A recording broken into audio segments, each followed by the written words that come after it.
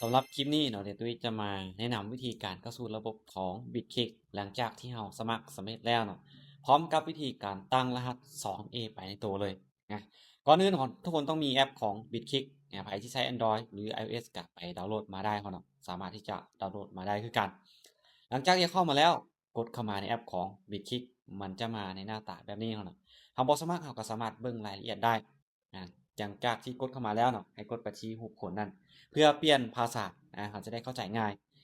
language เปลี่ยนเป็นภาษาจากภาษาอังกฤษเป็นภาษาลาวเปลี่ยนมาแล้วหน่อยบ่มันจะง่ายต่อการที่เราอ่านข้อมูลนี้อย่างต่างๆแล้วทุกคนเข้า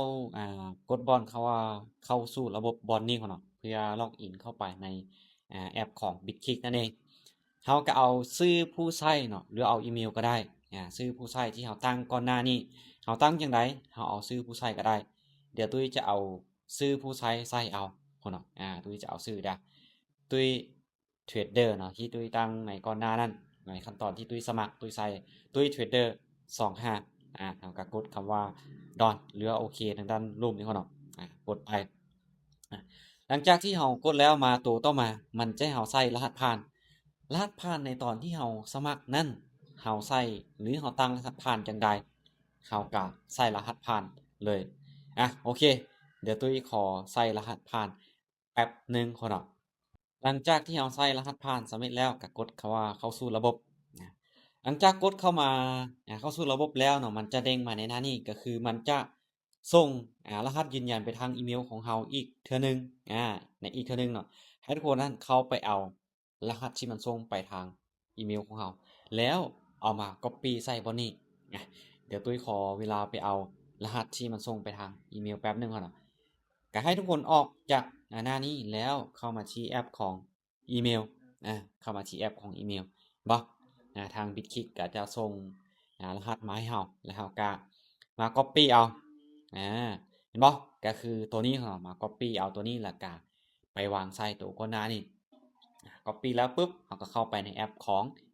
Bitkick นั่นเองเห็นบ่ก็มาวางใส่บอนนี้ปุ๊บคันลอกใส่แล้วก็มาวางแล้วก็กดดอนเลือกแล้วเราก็มาเขาเนาะกดยืนยันปุ๊บโอ้บ่สามารถเขาเนาะเบิดเวลาเบิดเขาเนาะเวลาของมันเบิดเวลามันจะมีอยู่1นาทีเนาะหรือ60วิเท่าเฮ็ดบ่ทันเขาก็เพียงแต่ว่ากดส่งใหม่ในจุดนี้มาเดี๋ยวตุ้ยขอไปเอาอีกเทื่อนึงเนาะเพราะว่าเราต้องเฮ็ดให้มันทันโอเคออกมาก่อนเขาเนาะปึ๊บ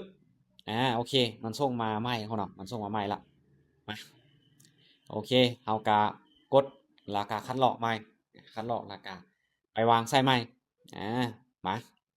กี้นี่บ่ทันเดี๋ยวเอามาใหม่กดคำว่าวางใส่เลยก็ได้เนาะมันจะเอาตัวที่เรา copy นั้นมาวางใส่มาหลังจากที่เราวางใส่สำเร็จแล้วก็กดคำว่ายืนยันปึ๊บมันจะโอเคในหน้านี้เนาะเขาจะตั้งค่า 2FA เลยหรือบ่ตั้งเลยก็ได้ แต่เดี๋ยวตุ้ยจะมาแนะนำเลยวิธีการเปิด 2FA ครับกดคำว่าเปิดแล้วเขาก็มาอันนี้คนเนาะในการเปิดรหัส 2FA นี่คนเนาะมันก็จะมีข้อความหรือว่ามีรหัสยืนยันที่ส่งไปทางอีเมลของเราอีกคือเก่าเนาะก็มี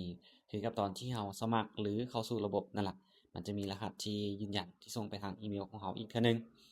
ก็เพียงแต่ว่าทุกคนเข้ามาในหน้านี้เนาะให้ทุกคนกดคำว่าส่งเห็นบ่มันจะมีคำว่าส่งก็กดคำว่าส่งไปแล้วเราก็ไปเอารหัสยืนยันที่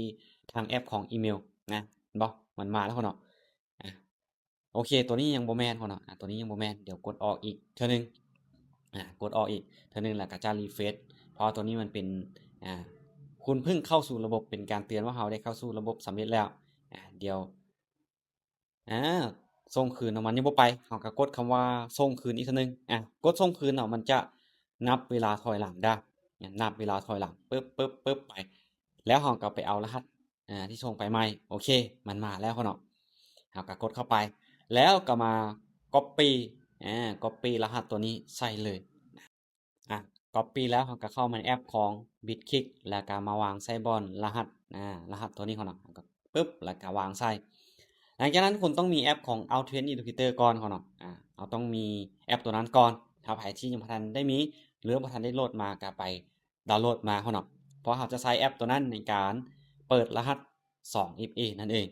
นะหลังจากที่ทุกคนมีแล้วพ่อเนาะให้ทุกคนคัดลอกเอาโคดเด้อพ่นเด้อเอาโคดหรือว่า QR ก็ได้เนาะ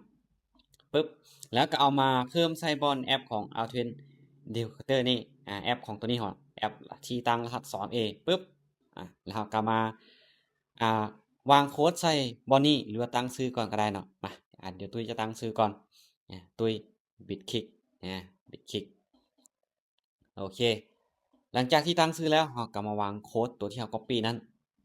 ใส่แล้วก็กดเพิ่มเห็นบ่รหัส 2A มันก็จะเพิ่มเข้ามาเลยเพิ่มเข้ามาเลยก็ชื่อว่าบัดนี้เราก็เข้าไปในแอปของBitkick อีกเทื่อนึงเนาะเพื่อที่จะเข้าไปตั้งรหัส 2A หรือไปเปิดรหัส 2A ให้สำเร็จนั่นเองเข้าไปในแอปของ Bitkick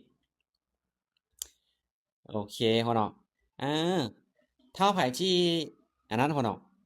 ตั้งเปิด 2A เพิ่ม 2A ในแอปของ Altuen Indicator ก่อนเนาะจึงค่อยมาส่งรหัสตัวนี้ก็ได้เพราะเวลาของมัน1นาทีถ้าเราเฮ็ดบ่ทันเขาจะส่งคืนใหม่อีกเทื่อนึงเดี๋ยวตุ้ยจะส่งคืนอีกใหม่อีกเทื่อนึงเนาะเพื่อให้มันนั้นส่งรหัสไปทางอีเมลของเรา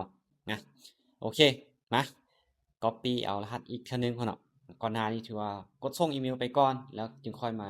เพิ่มรหัส 2A มันก็เลยว่าเวลามันบ่ทันไผที่เพิ่มรหัส 2A ก่อนก็ได้เนาะโอเคมา copy เอาตัวใหม่แล้วก็มาวางใส่ปึ๊บและตัวนี้พ่อเนาะให้เราเอารหัส 2A ที่เราวางใส่ก่อนหน้านี้ต้องให้มันทันเนาะมันมีเวลา30วิเห็นบ่ตัวนี้ copy แล้วก็ไปวางใส่เลยปึ๊บเฮ็ดให้มันทัน30วิเดี๋ยวก่อนเด้อ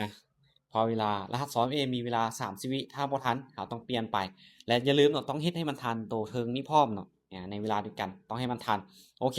ก็ถือว่าเป็นการสำเร็จในการเปิดรหัส 2A บ่ท่านได้ตั้งค่า2A เป็นที่เรียบร้อยแล้วเราก็กดเข้าสู่ระบบ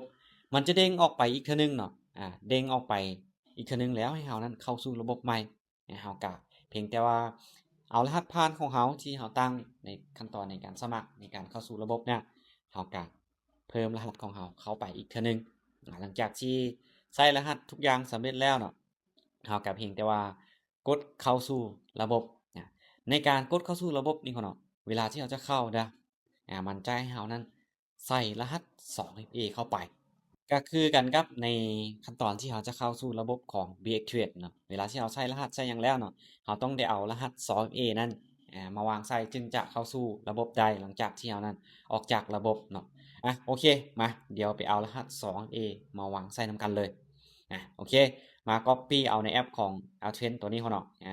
ปึ๊บเวลาของมันเบิดแล้วมา copy แล้วก็ไปวางใส่เพื่อเข้าสู่ระบบนั่นเองกดเข้าไปแล้วก็มาในแอปของ Bitkick คือเก่าแล้วก็มาวางปึ๊บแล้วเราก็มากดยืนยันหลังจากนั้นก็คือเป็นการเข้าสู่ระบบและยืนยันหรือว่าเปิดรหัส 2A เป็นที่สำเร็จเนาะก็ง่ายๆบ่ได้มีอิหยังยากเนาะสำหรับใครที่เบิ่งแล้วยังบ่เข้าใจเนาะก็สามารถที่จะทักมาปรึกษาทักมาสอบถามตุ้ยทางส่วนตัวได้เนาะส่วนในคลิปต่อไปเดี๋ยวตุ้ยจะมาสอนวิธีการยืนยันตัวตนได้ในคลิปต่อไปเนาะสำหรับคลิปนี้จะเป็นวิธีการเข้าสู่ระบบและเปิดรหัส 2FA นั่นเอง